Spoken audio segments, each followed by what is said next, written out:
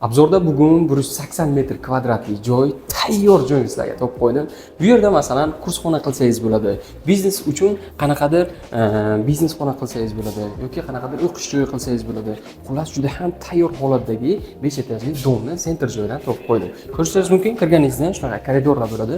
Jami 4 ta holi bor. Chap qo'ldan boshlaydigan bo'lsak, mana bu yerda birinchi holi.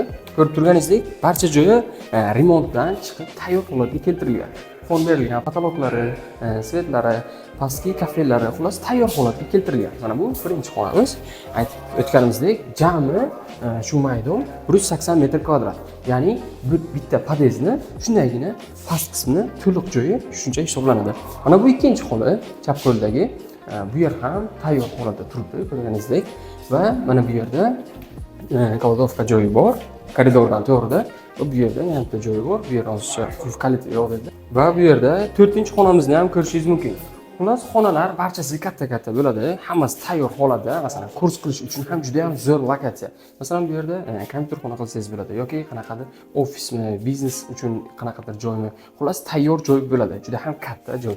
Narxi $36,000 dedilar. Bu yerni notariusi ham, dokumentlari ham hammasi tayyor holatda turibdi. Hech qanaqa podval kirgizilmagan, tayyor holatda do'kon deb kiritilgan. Notariusni ham taxlab beraman dedilar. Xullas, hamma joy dokumentlarning tayyor biznes uchun joy.